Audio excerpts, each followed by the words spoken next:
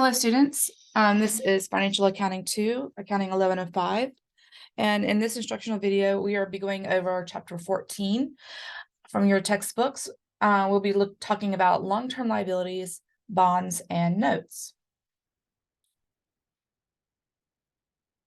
So corporations finance their operations using several sources: short-term debt, such as the purchases of goods or services on account; long-term debt, such as issuing bonds or notes payable; and then equity, such as issuing common or preferred stock.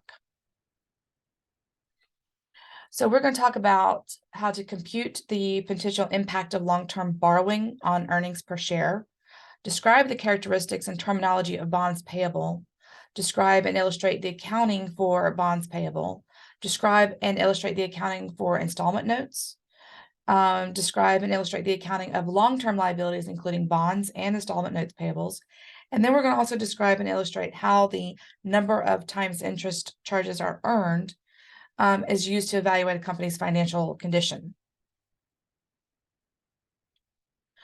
So as I stated earlier, corporations finance their operations using several sources: short-term debt, long-term debt, and equity. So let's talk about a bond. A bond is an interest-bearing note that requires periodic interest payments with the face amount to be repaid at the maturity date.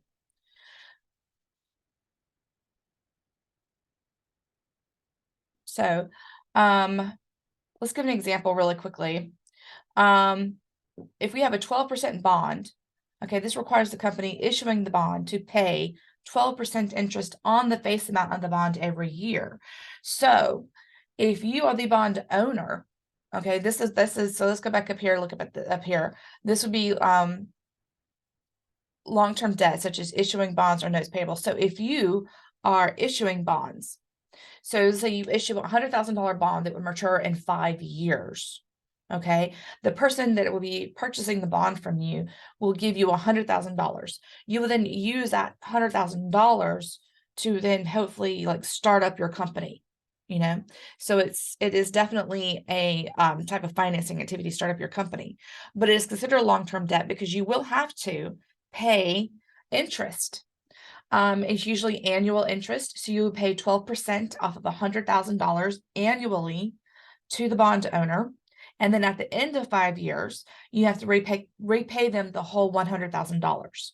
So that's what it means by when an interest-bearing note, a bond is an interest-bearing note, because you borrowed $100,000 from this investor. Basically, you borrowed $100,000 from them with the promise of paying them annual interest. And then at the end of the 5 years, because it's, you know, and that's just an example, 5 years is just an example. At the end of the 5 years, you pay them the whole $100,000 back. Okay, so that is a long-term debt. All right, so that is what is a bond. Now,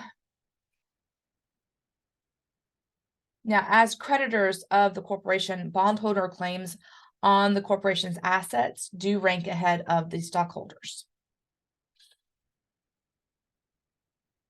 Now, one of the main factors that influences the decision to issue debt or equity is the effect that various financing alternatives will have on your earnings per share. So earnings per share measure the income earned by each share of common stock. So you would take your total net income less your preferred dividends and divide that by your number of common shares outstanding.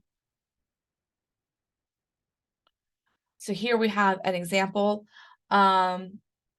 to illustrate the effects that issuing debt can have on earnings per share. So we're going to look at the Biz Corporation. Let's assume that the Boz Corporation, a $4 million company, is considering the following plans to issue debt and equity. All right, so we have Plan 1, Plan 2, and then Plan 3. All right, so let's look at these.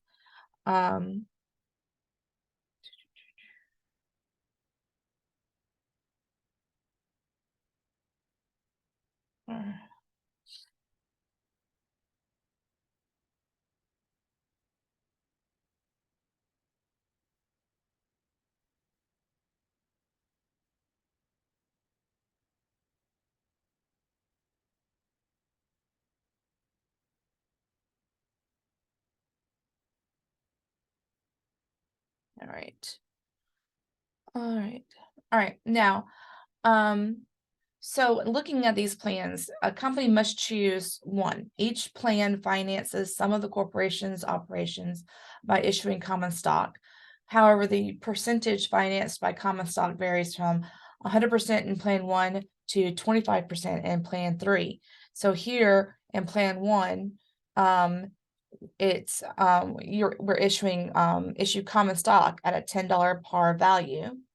Then plan three, it shows we're only going to issue a portion of it. So in plan one, all of it's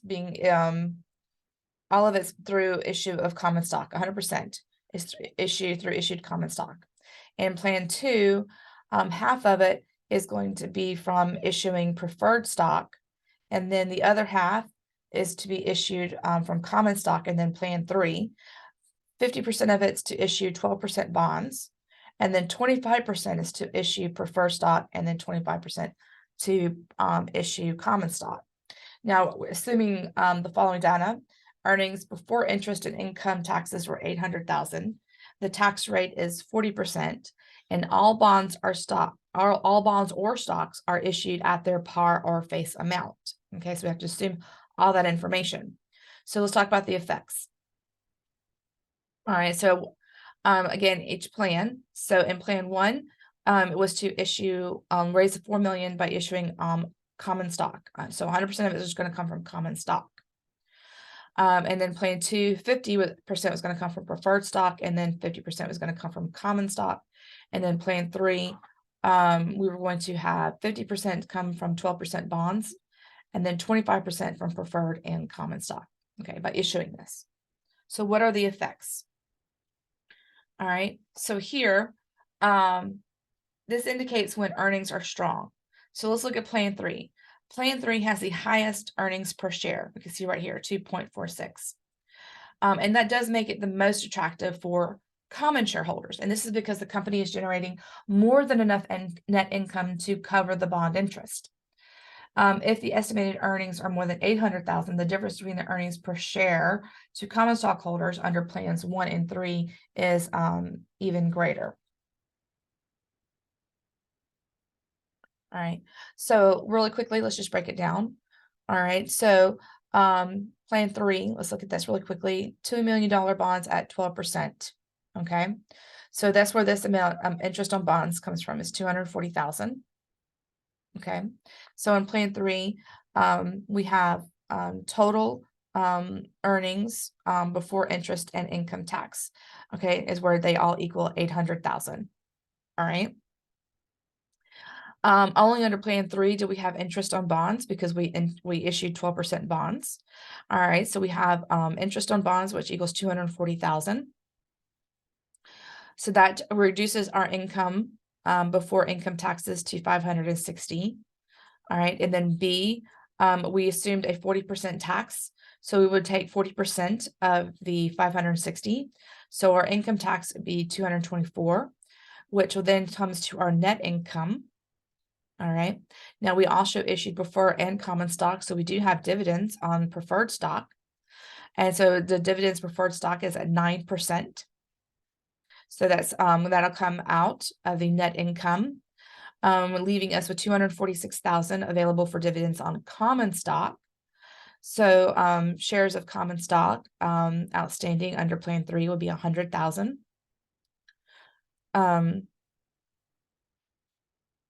So that would be so we take that by taking common stock and dividing it by the par value per share, which is $10, and that's how we get the $100,000 here. So we take the total available amount. So again, earnings per share is your net income. All right, your net income minus your preferred dividends. All right, which equals 246 divided by your number, which is 100,000 number of outstanding common shares. So we up here, we issued $1 million in shares at the face value, which is a $10 par. So $1 million worth of shares is 100,000 shares. So if you take 1 million divided by 10, that equals 100,000 shares. So that's how we came up with 100,000 shares here. So we take the net income minus the preferred dividend divided by the total number of outstanding shares, and that gave us the earnings per share. And that's how we broke down plan number 3. All right, so with the effect of with earnings over $800,000, plan 3 would look the most attractive. Now, when earnings are strong, again, plan 3 has the highest earnings per share, making it the most attractive. However, if earnings are reduced, then we look at plans 1 and 2 become more attractive to common stockholders. So let's look at that. So now if our earnings are only $440,000, okay. So our earnings before interest and income tax here is $440,000. All right. So instantly, let's just go ahead, and we've already broken down where all the numbers come from for plan 3. All right. But we see here that the earnings per share is actually the least, and plan 1 is the best option. So under plan 1, we issued we issued all of it from common stock. So all we did was issue common stock. So we issued $4 million of common stock, which equals 400,000 shares. All right. So if our earnings is for 440,000, we have no bonds, so there's no interest. So that 440,000 is our income before taxes. We know our taxes are 40%. So 40% of 440,000 is 176,000. All right. So we truck that out, and that gives us our net income. Again, under plan 1, we had no preferred stock issued, so we don't have dividends on preferred stock. So to calculate your earnings per share, you would take your net income of 264 divided by your total number of outstanding shares, which is 400,000, which gives us that earnings per share of 66.6. So it's interesting, and depending on your earnings, if you have high earnings, plan 3 is the more attractive plan. If you have lower earnings, plan 1 becomes your more attractive plan. So this is really important to look at and do a comparison of the plans based on your earnings, because different plans are going to have different effects. So it's always good to have alternative plans to kind of look at them. So let's look at another example. So we're going to look at an exercise example for Gonzalez Company, and they're considering the following alternative financial plans. All right, they're going to issue 10% bonds at face value, and then issue common stock at a $10 par value. So under plan 1, they're only going to be issuing common stock. Okay. Under plan 2, their plan is to issue 2 million in 10% bonds and then 1 million in common stock. And again, we're going to assume our tax is at is 40% of income. So it wants us to determine the earnings per share of common stock under these 2 alternate plans. All right, and it wants to assume that the income before bond interest and income taxes is 750,000. So let's look at that answer. All right, so we have plan 1 and we have plan 2. So again, under plan 1, we issued 3 million. All we did was issue common stock. We issued 3 million in common stock at $10 par value. So our earnings before bond interest is 750,000. Okay. We did not issue any bonds, so there's no interest on bonds to deduct. So that 750,000 is our income before taxes. So then to determine our income taxes, we'll take 40% of the 750,000. So that equals $300,000. We will immediately subtract that from our income to get our net income of 450,000. We did not issue any preferred stock, so there's no dividends. So that 450,000 is what is available for dividends on common stock. So we're going to go ahead and divide that by a number of outstanding shares. Now, again, we issued $3 million worth of common stock at a $10 par value. So 3 million divided by $10, all right, tells us that's 300 shares. Okay, 300 shares. So we'll take our income of 450,000 divided by our outstanding shares of 300,000, which gives us this earning per share on common stock of 1.5. Now, instantly, we'll compare that to plan 2. Plan 2, we get a higher earnings per share. All right, it looks much more attractive to your common stakeholders. So again, we have earnings before bond interest of 750,000, but we did issue bonds. We issued $2 million of bonds, of 10% bonds. So how do we come up with this amount right here, interest on bonds? So you would take the $2 million that you issued for bonds, and then you multiply that by the interest rate of 10%. Okay, that's the amount of interest you're going to have to pay on those bonds. All right, it's 200,000. So that's how we come up with 200,000. So we subtract that out of our earnings to get our income before taxes. So we see here our income for taxes under Plan 2 is much less than our income of taxes under Plan 1. So we actually going to pay less taxes because we're only can take 40% of the 550,000, which equals 220. Subtract that out, and that gives us our net income.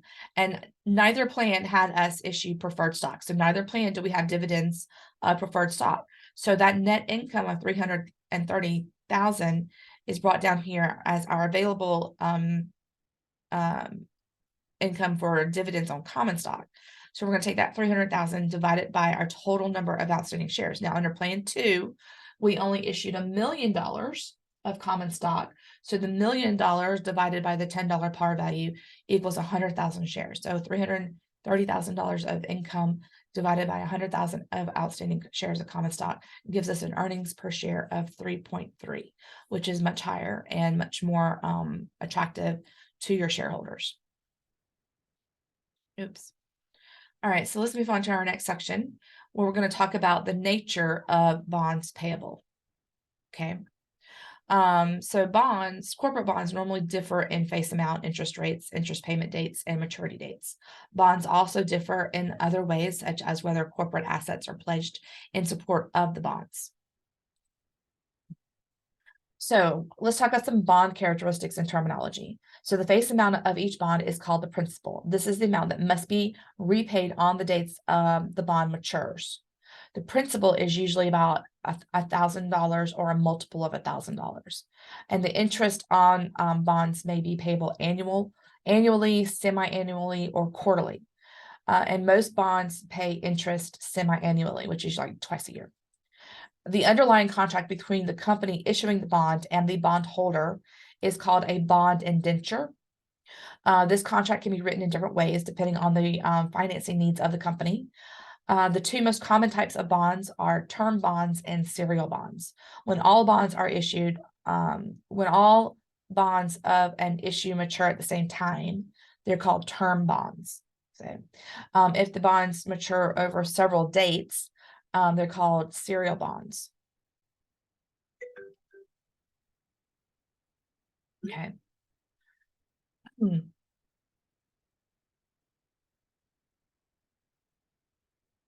All right. So again, now bonds. Let's talk about issuing. A company will issue bonds, and it's a type of payable. Okay, they'll issue a bond to raise money to finance their company. All right, so that's kind of what we're talking about here. Just kind of reminding you, what is a bond? Just want to remind you of that really quickly. It is money that a company will basically borrow. All right, so it becomes a very formal notes payable type entry to where, you know, this person is going to basically finance your company with the promise of being paid interest. And then at the end of the bond, when it fully matures, receive their full investment back. Okay. So again, two most common types of bonds are the term bonds, when all the bonds of an issue mature at the same time, and then serial bonds if the bonds mature over several dates. There's also a variety of more complicated bond structures. You have convertible bonds may be exchanged for shares of common stock. And then we have callable bonds may be redeemed by the corporation prior to maturity. So we're not really going to talk about these bonds in this. I just wanted to mention them. But these types of bonds are taught in more advanced accounting courses. But I did want to mention them in case anybody has actually heard of them. A brief definition of them. All right.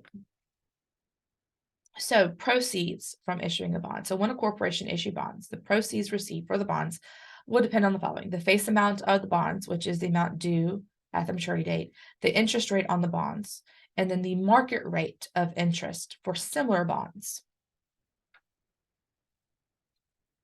All right, so the face amount and the interest rate on the bonds are identified in the bond indenture. Remember, that was the contract. The interest rate to be paid on the face amount of the bond is called the contract rate. All right. Now, the market rate of interest, sometimes called the effective rate of interest, is the rate determined from sales and purchases of similar bonds. So the market rate of interest is affected by a variety of factors, including investors, expectations of current and future economic conditions. By comparing the market and contract rates of interest, it can be determined whether the bonds will sell for more than or less than their face amount. All right, so I love this little cartoon. It says, if your market rate is greater than your contract rate. Okay. All right, so let's talk about this. So now, if the market rate equals the contract rate, bonds will sell at the face amount. Okay, that's this one right here. So if your market rate and your contract rate equal, all right, then the selling price will equal the face amount. And so it'll be sold at the face amount. If the market rate is greater than the contract rate, then it will be sold at a discount. Okay, and if the market rate is less than the contract rate, then the selling price can be sold higher than the face amount. So it's called being sold at a premium. So let's talk about this a little more. If the market rate is greater than the contract rate, the bonds will sell for less than their face value. Okay, meaning right now the current market has bonds being sold at a higher interest rate than what you're trying to sell your bond at. Okay, so when this happens, you end up having to sell the bond for less than their face value. And the face amount of the bond less than the selling price is called a discount. So it means you sold your bond at a discount. Bonds that sell at a discount because the buyers are not willing to pay the full face amount for bonds with a contract rate that is lower than what's currently available in the market. So trying to help you understand what this scenario right here. So in other words, you're trying to sell your bond at with a 10% interest rate, and the current market has those bonds, similar bonds, being sold at a 12% interest rate. All right, so for you to be able to sell that bond, you're going to have to sell it at a discount. In other words, so if it's $100,000 bond, you may have to sell it for $90,000. Okay. All right, so let's go to the flip side. All right, the flip side. If the market rate's less than your contract rate, so in other words, you're able to offer a contract rate higher than what's being currently offered in the market. The bond's going to end up you can probably sell your bond for more than the face value. All right, because you're offering a higher interest rate than the current market. So if the selling price of the bond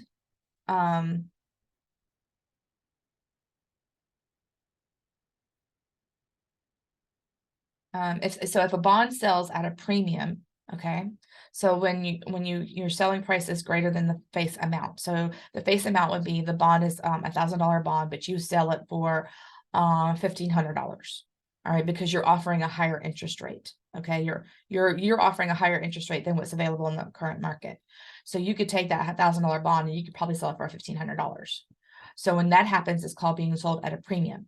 A bond sells at a premium because buyers are willing to pay more than the face amount for the bond with a contract rate that is higher than the current market rate. So again, here's just those discounts again. When the market rate and the contract rate are equal, it sells at the face value. If the market rate is higher than the contract rate, the bond is sold at a discount because you end up selling the bond for less than the face value. If the market rate is less than the contract rate, the bond will sell more for the face value, and this is called being sold at a premium. Okay, so let's look at some examples. And the price of a bond is quoted as a percentage of the bond's face value. All right, so a $1,000 bond quoted at 98 could be purchased or sold for $980, which would be 98%. Okay, so again, we remember percentages. When a percentages can be represented as a decimal, so this would be so you would take 0.98 and multiply by 1,000 to get $980. So this would be an example of being sold at a discount. Okay, now bonds quoted at 109 could be purchased or sold for more. So here you're literally going to multiply the bond, face value of the bond of $1,000 and multiply that by 109%, which in a decimal looks like this, 1.09. Okay. All right.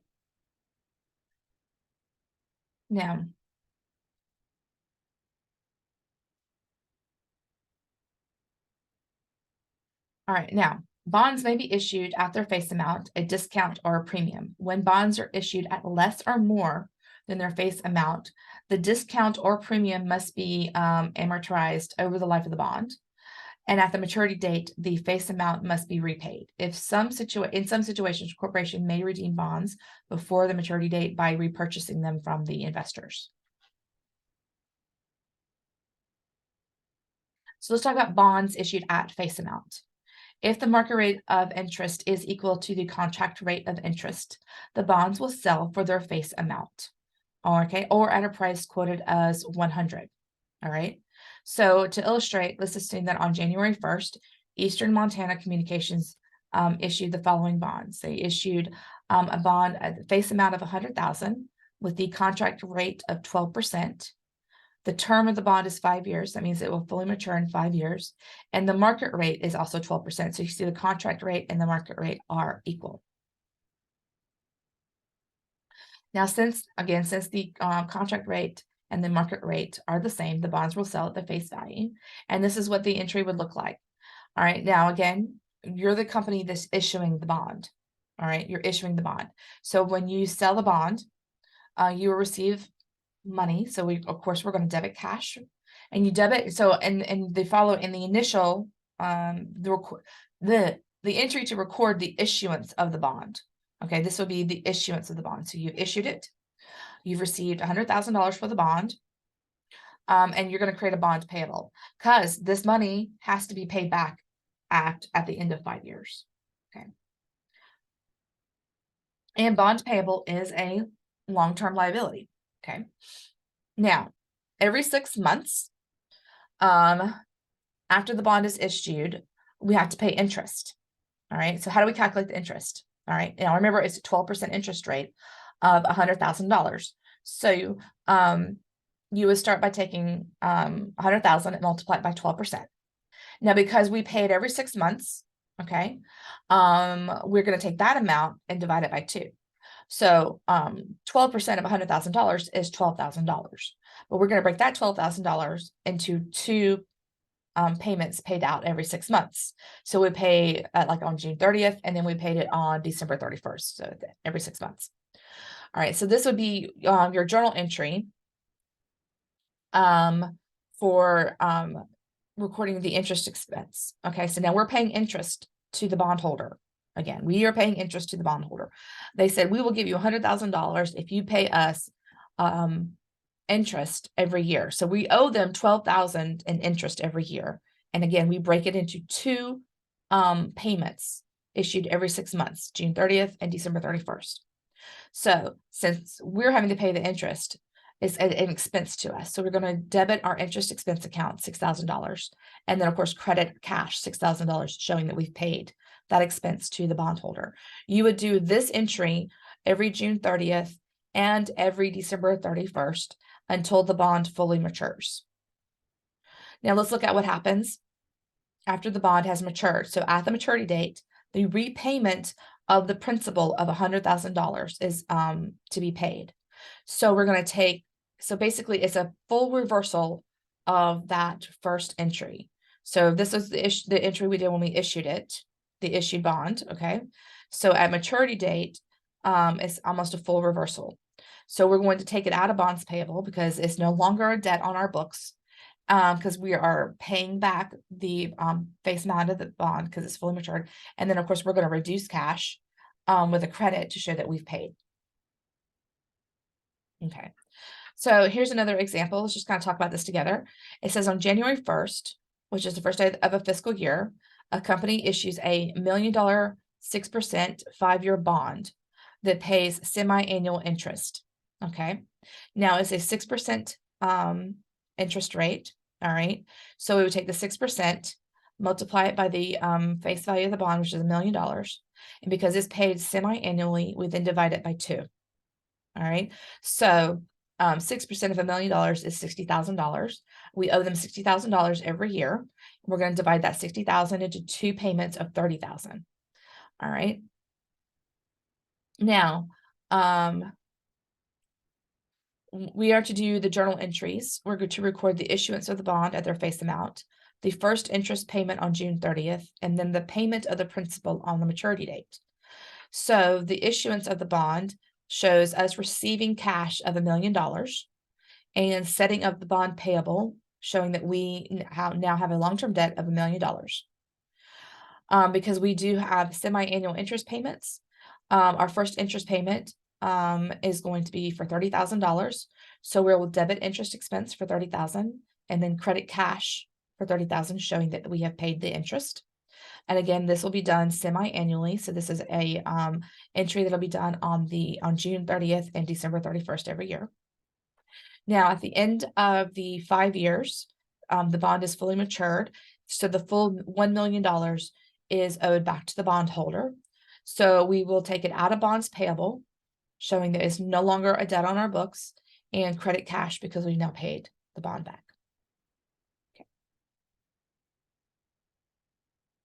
All right, so now that was bonds issued at face amount. What happens if we issue a bond at discount? So if the market rate of interest is greater than the contract rate of interest, the bonds will sell for less than their face amount.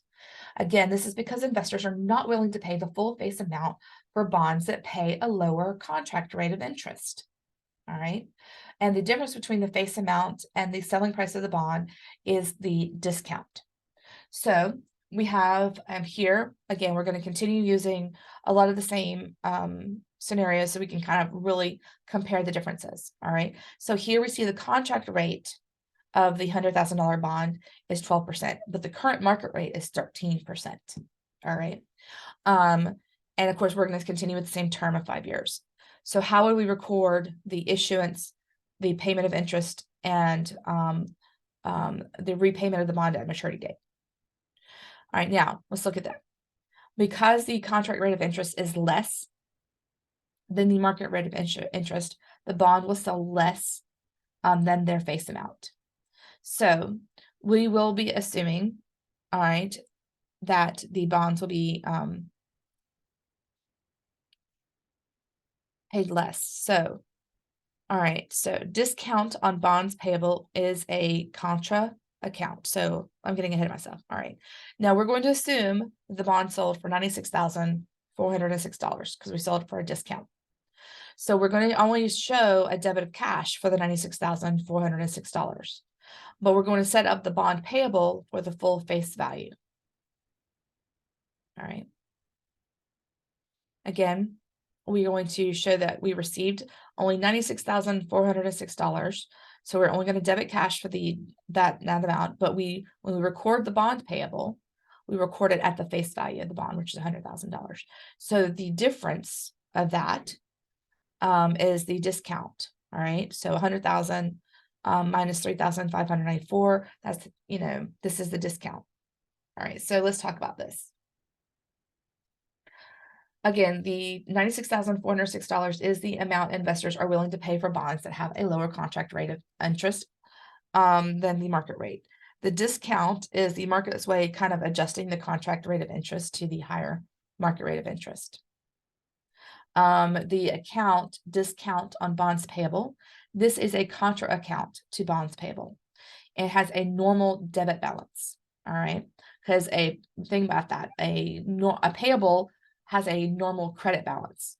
This is a contra account to bonds payable. So because it's a contra account to bonds payable, it will have a normal debit balance. It is subtracted from the bonds payable to determine the carrying amount or book value of the bonds payable. The carrying amount of the bonds payable is the face amount of the bond less the unamortized discount or plus any unamortized premium. All right. So again, the carrying amount of bonds payable is the face amount of the bonds less any unamortized discount or plus any unamortized premium.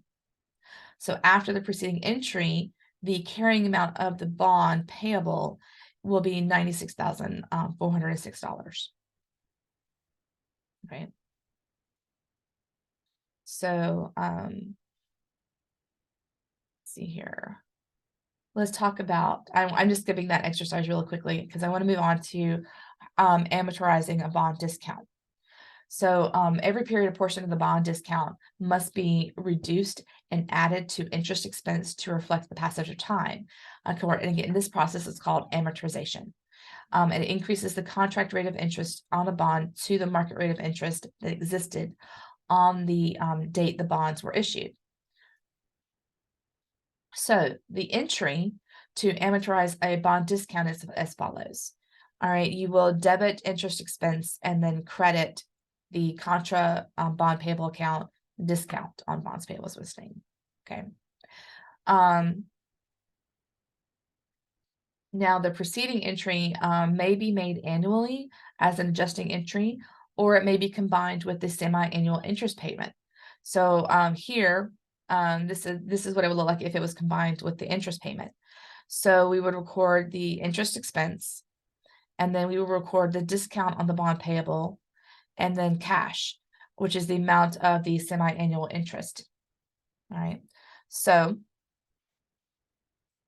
let's look at some real examples. First, to do that, we're going to talk about the straight line method.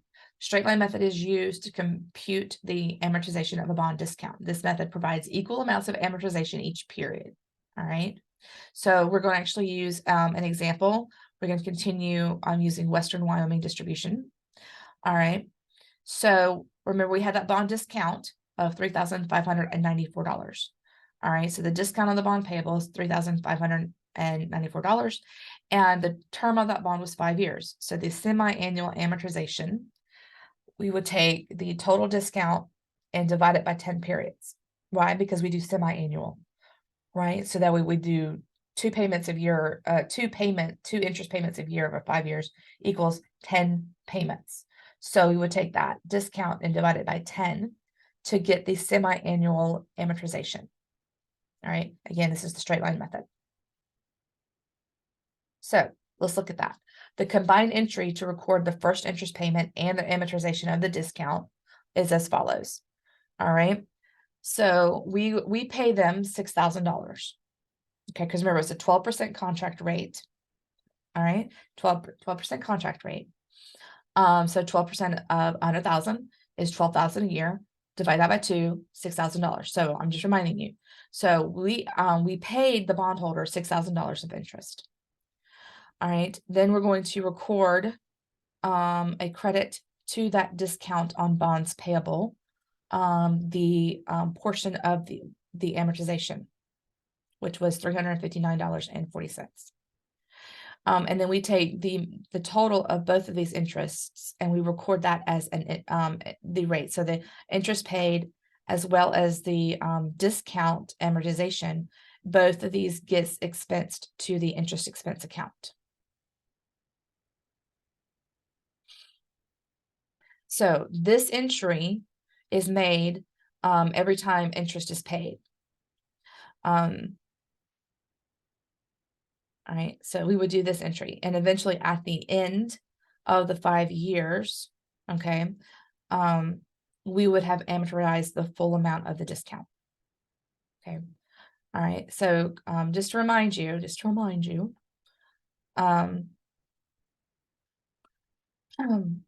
when I'm just going to go back a few, okay, so again, I want to go back and look at the journal entry when we issued the bond at a discount. Okay, we only received $96,406 in cash. Okay, but we set up the bond payable for the face amount of $100,000. All right, and the discounted amount of $3,594 we debited to the discount on bonds payable, which again, remember, is a contra account to the bonds payable. Okay, so we initially debit to the account. So here, every time we pay interest, we are going to amortize a portion of that discount. Okay, And when we do amortize a portion of that discount, we then credit that contra account, all right, the amortized amount, and then it is included and expensed with the interest expense. Okay.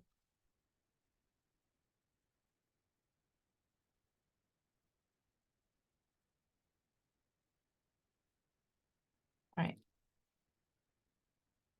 So the effect of the discount amortization is to increase the interest expense from $6,000 to $6,349.40 on every semi-annual interest payment.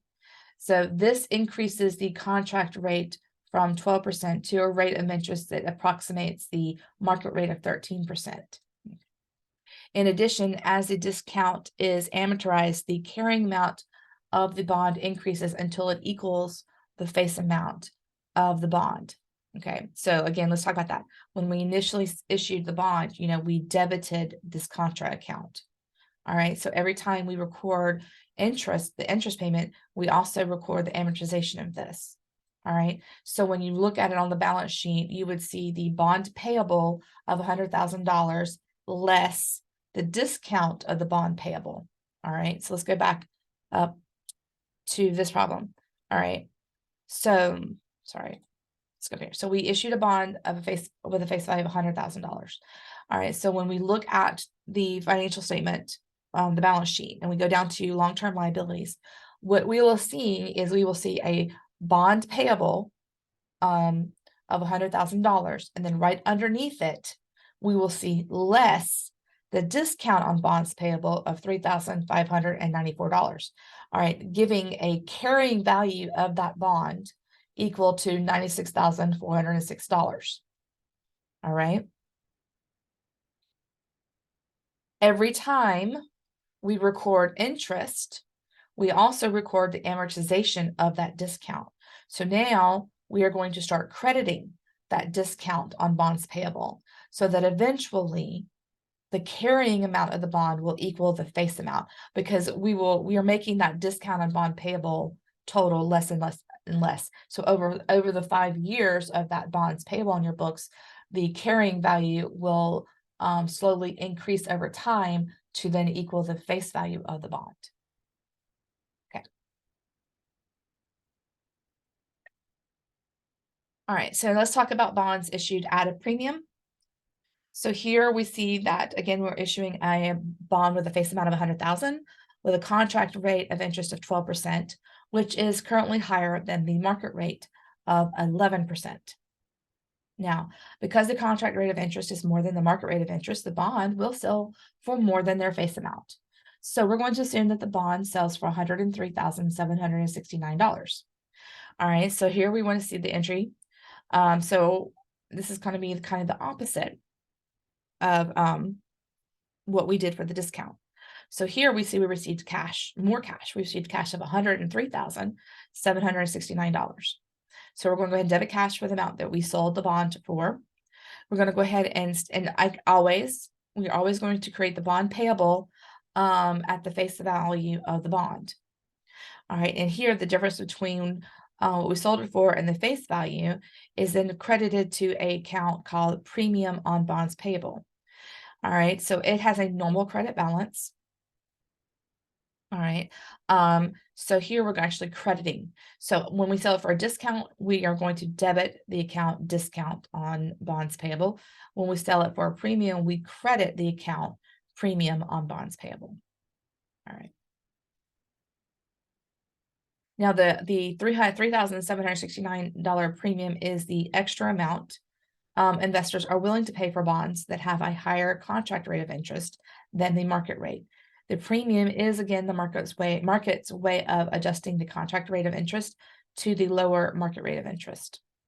The account premium on bonds payable does have a normal credit balance, and it is added to the bonds payable to determine the carrying amount, which is the book value of the bonds payable. So again, when you sell a bond at a premium, what you're going to see is on the balance sheet under long-term liabilities, you'll see the bond payable of $100,000, and underneath it, you will see plus premium on bonds payable of $3,769. So those two amounts added together equals the carrying amount, or the book value of that bond. All right, so I'm going to skip the exercise because I want to go on to talking about amortizing a bond premium. So like bond discounts, a bond premium also must be amortized over the life of the bond. The amortization of the bond premium decreases the contract rate of interest on a bond to the market rate of interest that existed on the date the bond was issued. So, so the amortization is going to be computed either using the straight line or the effective interest rate method.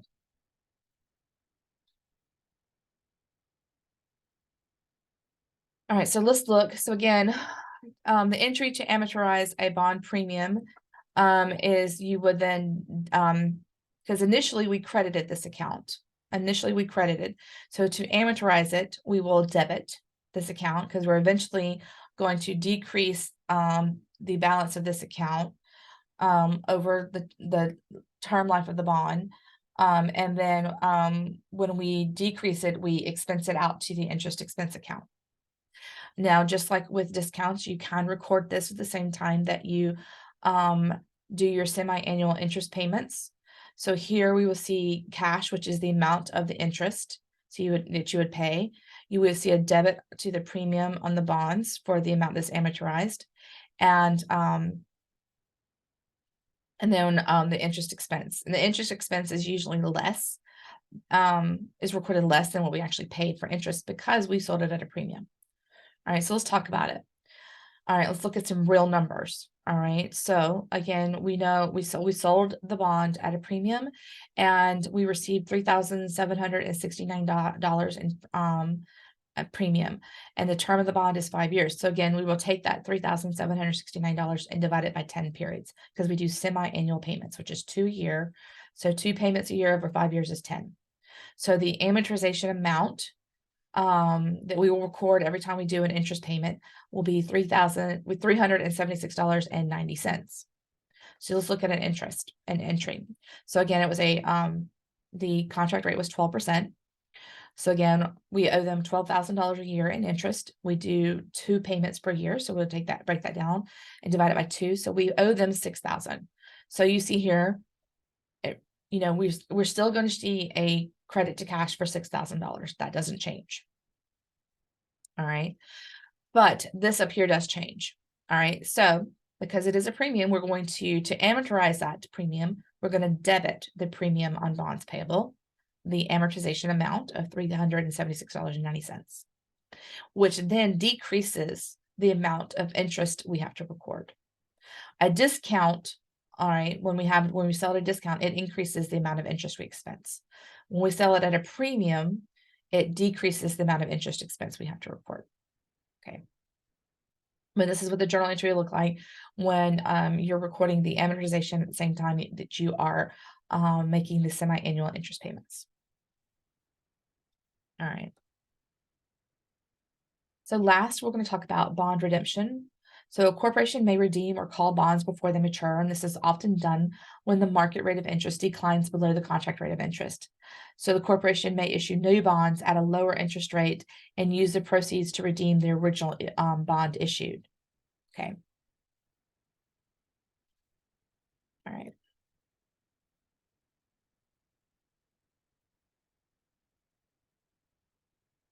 A corporation usually redeems its bonds at a price different from the carrying amount or book value of the bonds. So a gain or loss can be realized on a bond redemption. A gain is recorded if the price paid for the redemption is below the bond carrying amount. A loss is recorded if the price paid for the redemption is above the carrying amount. All right. Gains and losses on the redemption of bonds are reported in other revenue section of the income statement. All right, so let's assume that on June 30th, the corporation has the following bond issue. All right, face amount of the bonds equals 100,000, and the premium of the bonds payable is at 4,000. All right.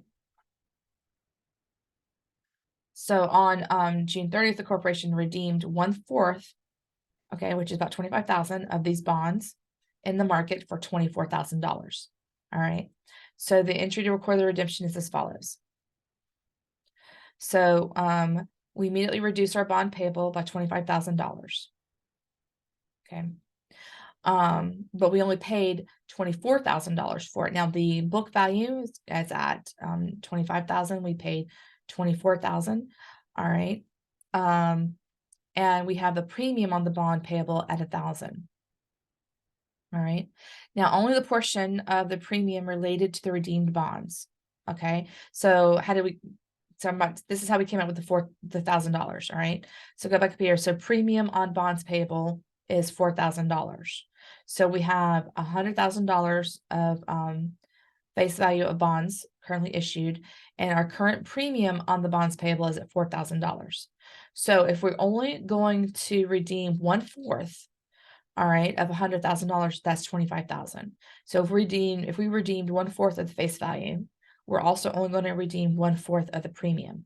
So again, that $4,000 divided by 4, basically it's divided by 4, or multiplied by 25%. Either way doesn't matter. That's how we came out with the $1,000. So only the portion of the premium related to the redeemed bonds is written off. So here we wrote off $25,000 of the bond premium. We wrote off $1,000. I mean, we wrote off $25,000 of the bond payable, and we wrote off $1,000 of the premium on the bonds payable. All right. Now we redeemed them for $24,000. So we see here, okay, we have $24,000 that we got cash. All right, we got cash.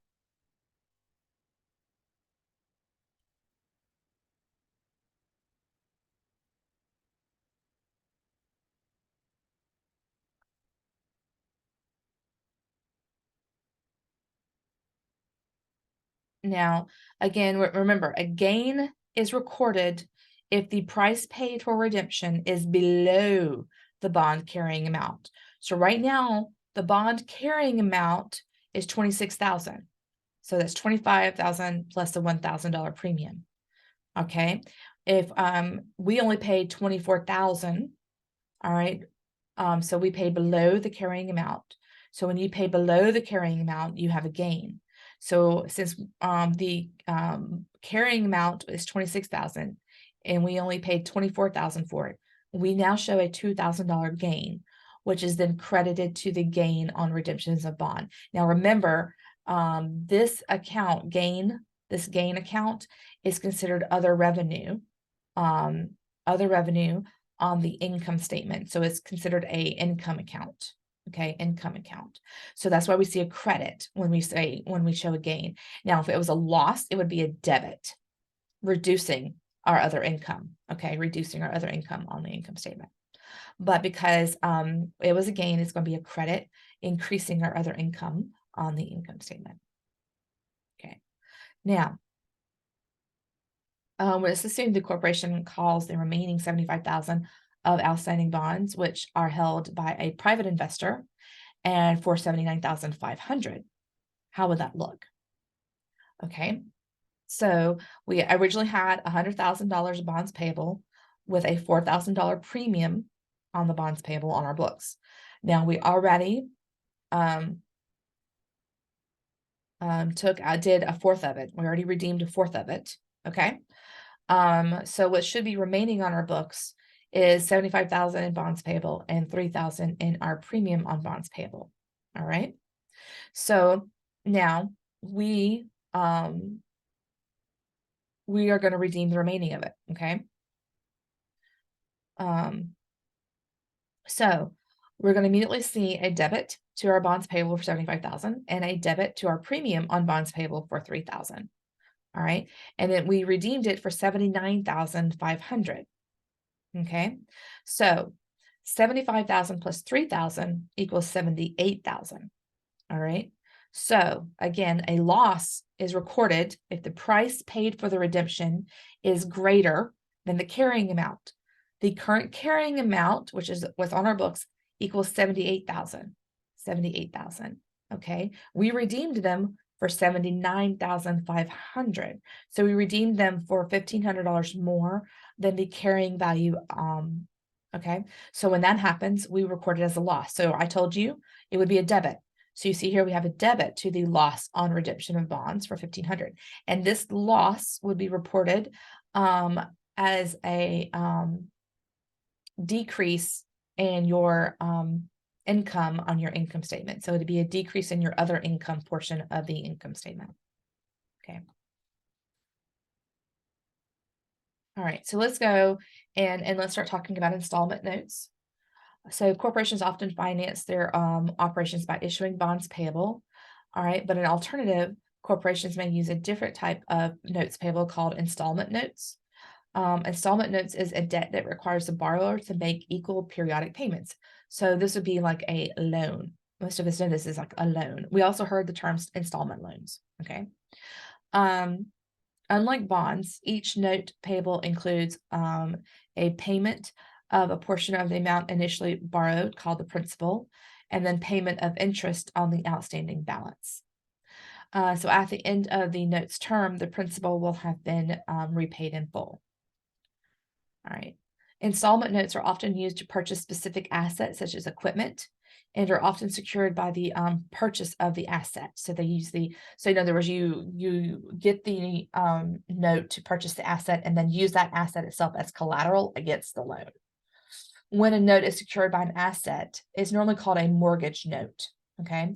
If the borrower fails to pay a mortgage note, the lender has the right to take possession of that asset, so they can sell it and pay it off. Okay. All right. So when an installment note is issued, an entry is recorded where we're going to debit cash and credit notes payable. All right, so let's look at that entry. So we have Lewis Company issues the following installment note to City National Bank. All right, so Lewis Company is going to borrow money from City National Bank. So the principal amount of the note is going to be $24,000. So they're borrowing $24,000 with an interest rate of 6%. When the note is to be paid back in 5 years. Okay. And so then it has an annual payments that equal $5,698. Okay.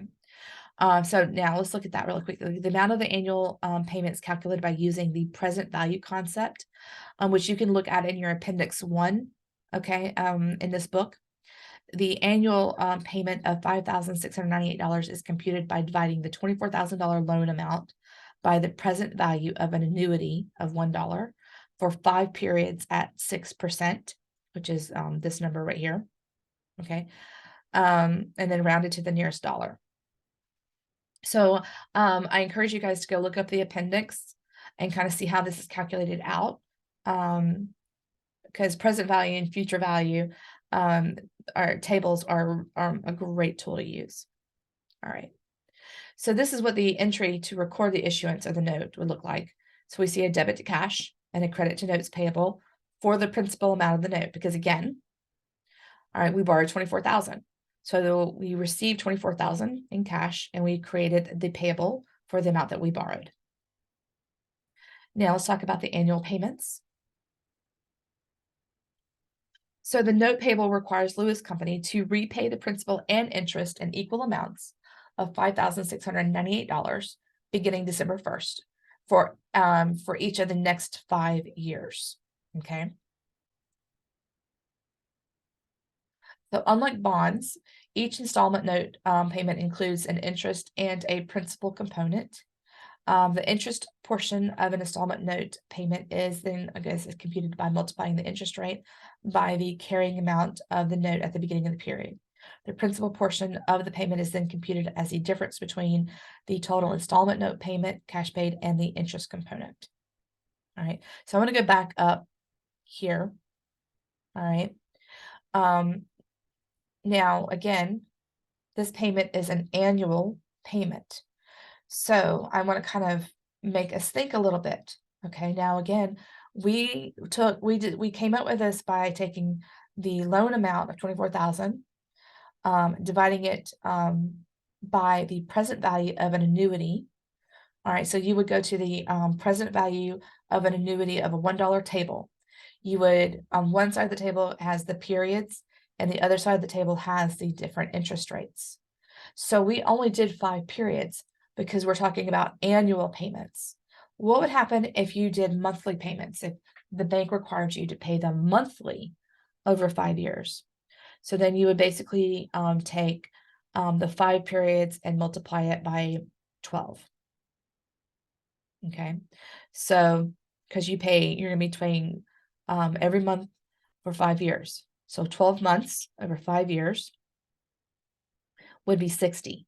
So then you would look at it, you would change it to 60 periods instead of just 5 periods. Okay. So I just wanted to say that because I know a lot of you might be thinking annual payments, but most of us have to pay loans back monthly. We have to do a monthly payment to pay back instead of do one big, huge annual payment. All right. So that's how you would change that to look it up. Okay. Just wanted to throw that out there to you guys. All right. But we're trying to keep it a little simple and we're only going to do annual payments. All right. So, all right. So let's look at the amortization of installment notes. Okay. So again, the interest portion of an installment note payment is computed by multiplying the interest rate by the carrying amount of the note at the beginning of the period. The principal portion of the payment is then computed as the difference between the total installment note and the interest component. All right. So let's look at this. So we have here year one, basically, the carrying amount is $24,000. Now notice here that every year we pay the same amount, $5,698. All right.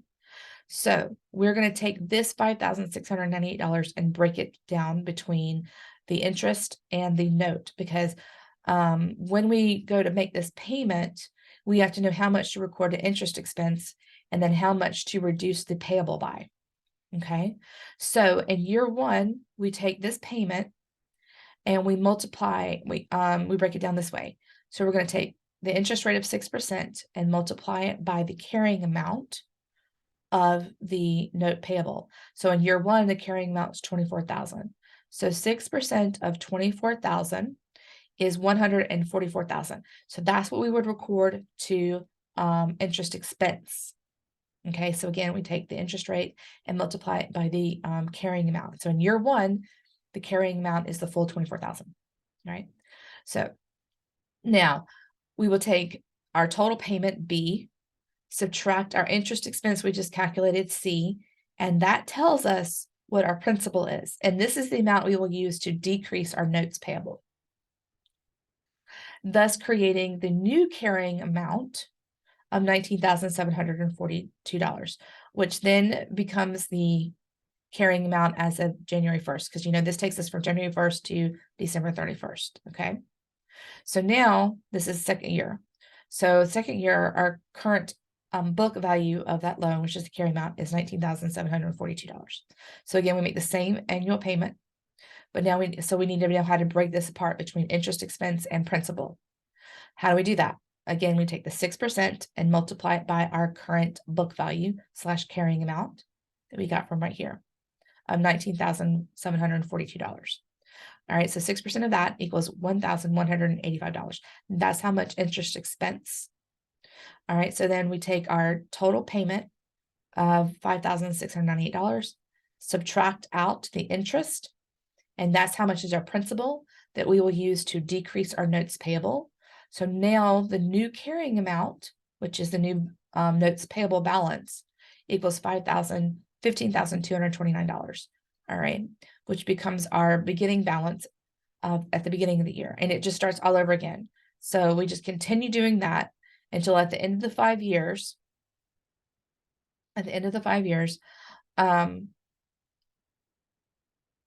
we paid off. So let's see what happens on year 5. Year 5 is a little different.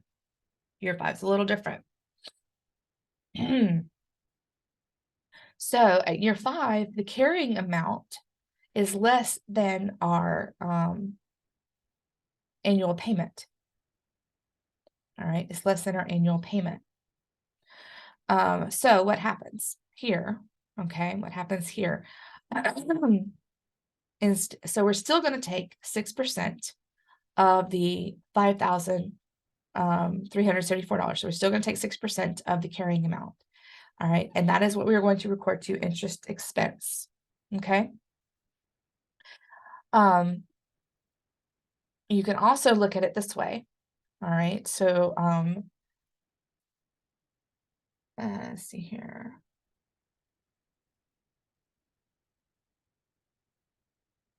So, in all actuality, if we do 6% of that carrying amount, it only equals to $322. Okay, $322. All right, so what we're going to do instead is we still have to pay them $5,698, but 324 is going to be recorded to interest. And how do we come up with that number? We took the payment of 5,698 and subtracted out the current carrying amount, which is our balance of our notes payable. And the difference between the two is what we're going to record to interest expense. And then go ahead and close out the note payable by debiting that last amount. Right. So let's look at those entries. So what we're doing is we're looking at that very first entry from here. This is the numbers we're going to be looking at when we start to look at what those journal entries look like. All right. So the entry to record the first payment on December. All right. So we calculated that our interest was $1,440 and that the amount that we're going to reduce our payable by was $4,258. And we're going to show that we paid the annual payment amount of $5,698. So again, how do we come up with that? This is how we came up with those numbers. So this is this is what we have to pay the bank every year. And we have to be able to figure out how to divide this amount between interest expense and notes payable. Okay, and this is how we work that out. And this is what the journal entry looks like for that, where we see debiting interest expense, debiting our notes payable, and then crediting cash showing that the payment was made. All right. This is what it would look like to do the second payment. Same thing, is that the amounts are a little bit different. How we divide the interest and the principal is a little bit different because the carrying value of the note has now decreased. All right. But the amount we pay stays the same. All right. So, and then the final payment, again, the final payment, we show we only paid $324 of interest. We paid off the remaining balance of the notes payable, $5,374, which equals the total last payment to the bank of $5,698. Okay. So after the final payment, the carrying amount of the note is now zero, indicating the note has been paid in full. All right.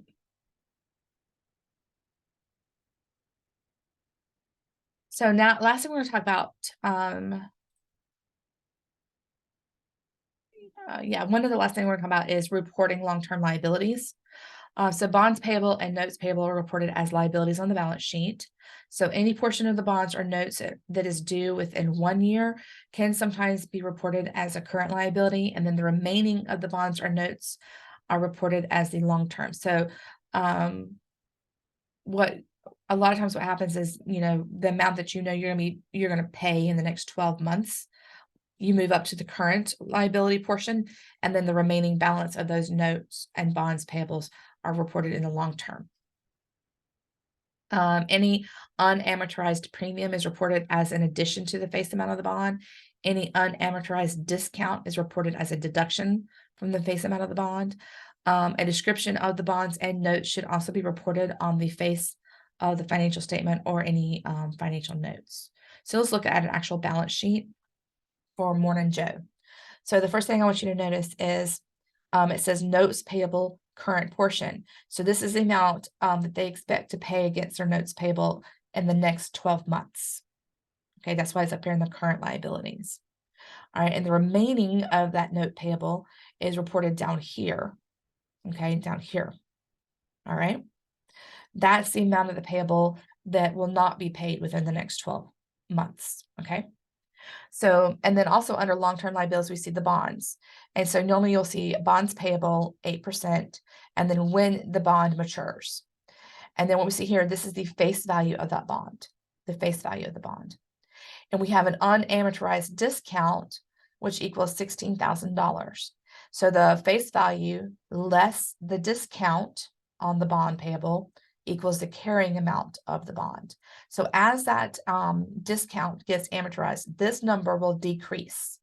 As this number decreases, the carrying amount will increase to where eventually the carrying amount will equal the payable, and that usually happens when the bond is fully matured. Okay. All right. The last thing we're going to talk about is our financial analysis.